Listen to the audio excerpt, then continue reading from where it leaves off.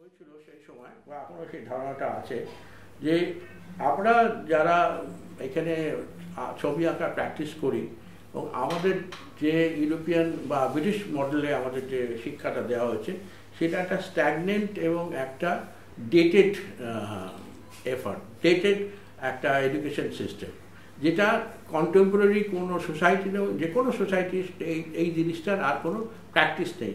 এমনকি ইংল্যান্ডে, ইউরোপেও যে যে আমাদের যেভাবে শেখানো হয় এখন আর্ট কলেজে, সেটা বহুকাল আগেই বাতিল হয়ে গেছে। কিন্তু যেহেতু আমাদের আর্ট কলেজ একটা সিস্টেম, একটা সরকারি সিস্টেম, এবং যেখানে এরা যারা এখানে চাকরি পায় তারা রাজনৈতিক, বেশিরভাগ অ্যাপয়েন্টমেন্ট রাজনৈতিক অ্যাপয়েন্টমেন্ট, আর তার মধ্যে কিছু কিছু তখনকার সময় অন্তত কিছু অ্যাপয়েন্টমেন্ট হতো যেখানে রাজনীতির বাইরে অ্যাপয়েন্টমেন্ট হতো। এটা 40s 50s যে অ্যাপয়েন্টমেন্টগুলো হয়েছিল তাতে অত, যেটা যখন এই বিশেষ করে যুক্তফ্রন্ট আসার পরে একটা সম্পূর্ণ রাজনৈতিক অ্যাপয়েন্টমেন্ট হয়ে গেল। হ্যাঁ, মানে যুক্তফ্রন্ট বা সিপিএমের সমর্থক না হলে আর্ট কলেজে চাকরি পাবে না, এটা হচ্ছে প্রাথমিক ব্যাপার। এটা অন রেকর্ড আমি বলছি। এবং তার আগে পর্যন্ত গোপাল ঘোষ, কিশোরী রায়, যে সমস্ত টিচারদের আমরা পেয়েছি, সেই টিচারদের কাজ নিয়েই তারা ব্যস্ত থাকতেন, কাজের পরিচয় তাদের পরিচয় ছিল। পরবর্তীকালে যেটা ছিল না।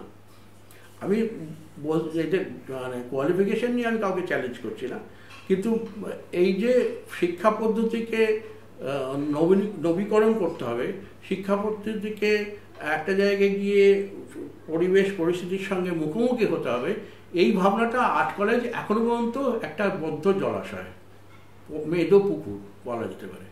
সেটা চেষ্টা হচ্ছে খুব শীঘ্রই যারা কিছু করা যায়, কেন এখন যারা আসে তারা হয়তো করবে। এই জায়গা থেকে আমার প্রথম মনে হলো যে আমরা যে আর্ট প্র্যাকটিসটা করি, আমাদের যে সোর্স অফ ইন্সপিরেশন, আমাদের যে ইমেজ, আমাদের যে টেকনিক, আমরা যেভাবে আমরা শিখে এসেছি, এইগুলো খুব ডেটেড। কিন্তু এটাকে আমি চ্যালেঞ্জ করবো কী করে? কারণ আমি তো, আমার তখন 20 আশেপাশে বয়স, আমার তো সেই অভিজ্ঞতা নেই। আমার তখন প্রথম মনে হয়েছিল বিভিন্ন লোকের সঙ্গে আলাপ হওয়া, পরিচয় সূত্র ধরে, যে পারফর্মাররাই একমাত্র ভারতবর্ষে যারা প্যারালাল সোসাইটি তৈরি করে গেছে, যারা নিজেরা যেভাবে কাজ করে, যারা এক পারফর্মার যেভাবে এনার্জি ইমিট করে, সেই এনার্জিটাকে যদি কোথাও আমি তার কিছু অংশ আমার মধ্যে প্রতিষ্ঠা করতে পারি, তাহলে আমি এনার্জাইজড হব। এবং সেইভাবে যদি আমি এই পারফরমেন্সের সঙ্গে, যেমন আমি যখন ছৌ নাচিয়েদের ওয়ার্কশপ করছি, যখন তারা পারফর্ম করছে সেজে গুজে মুখোশ পরে, সেটা একটা দিক। আর যখন তারা ওয়ার্কশপ করে নিজেদের অভ্যাস করছে বা ছোটো ছেলেদের শেখাচ্ছে ছৌয়ের কার্যক্রম নানা রকম, সেইখানে যে রূপটা আমি পাচ্ছি, এটা বিস্তৃত বলা যায় অনেক কিছু, এটা অনেক বড় দীর্ঘ হয়ে যাবে। সেই জায়গায় আমি প্রথম আমাকে ধাক্কা মারে। একটুখানি তাও বলে নেওয়া ভালো দরকার আছে। সেটা হচ্ছে যে আমি যখন ছোটো ছিলাম, আমার বাড়িতে এখনও পুজো মণ্ডপ আছে এবং আমাদের যে উঠোন, সেখানে বিভিন্ন আদিবাসীদের ঘটনা তারা আসে, নাচ গান করে। সেখানে আমার প্রথম প্রশ্ন জাগে যে এরা যে মুখোশ পরে নাচছে, এই মুখোশটা তো ফিক্সড একটা মানে এক্সপ্রেশন। মুখোশের তো এক্সপ্রেশনে চেঞ্জ হয় না, চাওয়ার কথা না, কারণ মুখোশ হচ্ছে একটা নিউট্রাল এক্সপ্রেশন, নিরপেক্ষভাবে থাকে। তার চোখ, নাক, মুখ সব নিরপেক্ষ।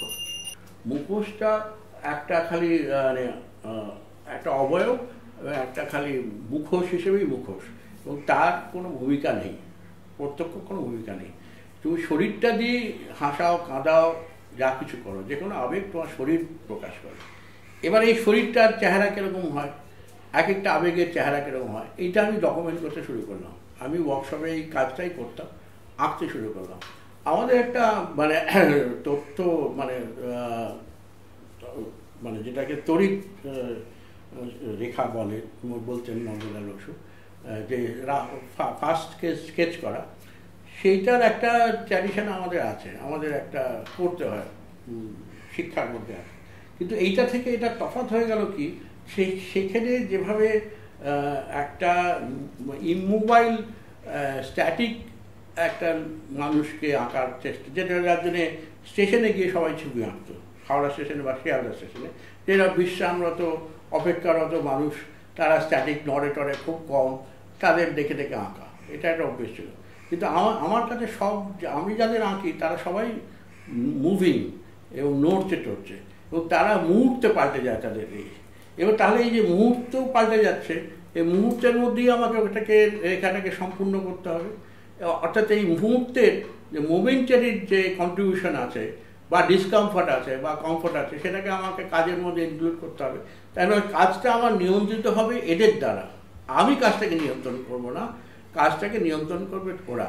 এইখান থেকে আমার মধ্যে অপর ঢুকে গেল যে আমার সমস্ত কাজটাই, ছবি আঁকাটা আমার অস্তিত্বটাই নির্ভর করে অন্যের উপরে, অন্যের অ্যাকশান, অন্যের যা কিছু রিয়াকশান, সেটার উপরে আমার কাজগুলো নির্ভর করতে শুরু করলো। এইখানে আর বিরাট তফাৎ ঘটলো, প্রথম তফাৎ। দ্বিতীয় তফাৎ ঘটলো যে আমি এবার এদের সঙ্গে যখন থাকতে শুরু করলাম, এদের সঙ্গে যখন কাজ করতে শুরু করলাম, তখন এদের যে নিজস্ব ধ্যান, ধারণা, ভাবনা, দর্শন, সেটা সাথে আমার চিত্র দর্শন প্রভাবিত হতে শুরু করলো। আমার চিত্র দর্শনের মধ্যে এদের উপস্থিতিটার মানে পাল্টে গেল, ব্যাখ্যা পাল্টে গেল।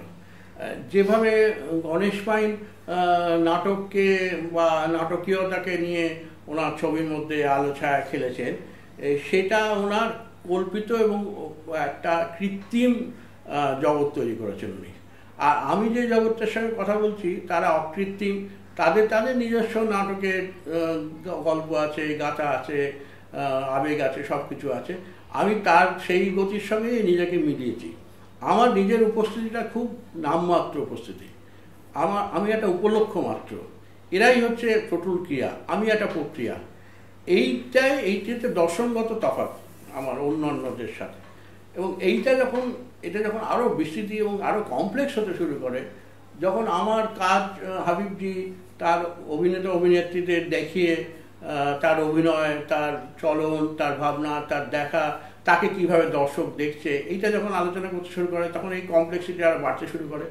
একটা অভিনেতা অভিনেত্রীকে যদি ফটোগ্রাফ করা হয়, ফটোগ্রাফিতে সেটা ধরা পড়ছে না, কিন্তু আমার মধ্যে যখন পার্কুলেটেড হচ্ছে এই ইমেজটা, তখন সে একটা অন্য রূপ নিচ্ছে, কেমিস্ট্রিটা পাল্টে যাচ্ছে। সেই কেমিস্ট্রিটা যখন আবার সেই অভিনেতা অভিনেত্রীর কাছে ফেরত যাচ্ছে, তখন আরেকটা নতুন কেমিস্ট্রির জন্ম হচ্ছে। এই যে একটা বৃত্তাকারে রসায়ন চলছে, এইটার অভিজ্ঞতা, এটার উপস্থিতি কোনো দেশে কোথাও কখনো দেখা যায়নি। এবং এটা শুধু নাটকের ক্ষেত্রে হয়নি, এটা সিনেমার ক্ষেত্রে হয়েছে। আমি যখন ঋত্বিক ঘটককে ডকুমেন্ট করেছি, অন্ধকার ঘরে আঁকতে গেছি, এটা দীপক মজুমদার আমাকে প্রথম এটাকে বলেন আর কি, যে এই কাজটা করার। তখন আমি দেখলাম যে ঋত্বিকের যে বিটুইন দ্য ফ্রেম যে সমস্ত কাহিনী গল্প আছে, যেটা আনস্পোকেন রয়ে গেছে, যেটাকে ভিজুয়ালাইজ করা যায়নি, সেটা এখানে উঠে আসছে, অদ্ভুত বিমূর্ততা উঠে আসছে বিভিন্ন, সেই অনন্তর মা বাসন্তী থেকে আরম্ভ করে রাজার জি থেকে আরম্ভ করে অদ্ভুত সব কাণ্ড হতে শুরু করলো, যে কাণ্ডগুলো আমরা আগে কোনোদিন ওইভাবে দেখিনি। আমি যখন কাজ করতে শুরু করলাম, তখন এই ছবিগুলোর একটা অন্য ছবি দেখাতে শুরু করলো। তো এই যে ডকুমেন্টেশনের যে সমান্তরাল ধারাটা, সেটার সাথে আমার মঞ্চ এবার আস্তে আস্তে অন্যরকম কথা বলতে শুরু করলো। এবং খুব আমি অনেকগুলো নাটকের ছোটো ছোটো করে কাজ করেছি, কিন্তু মূল কাজ একেবারে শুরু যে কাজটা আমি করলাম, যেখান থেকে পাল্টে গেল বাংলা নাটকের মঞ্চায়ন, সেটা হচ্ছে তিস্তাপাড়ের বৃত্তান্ত। তিস্তাপাড়ের বৃত্তান্ত যখন এখানে একটা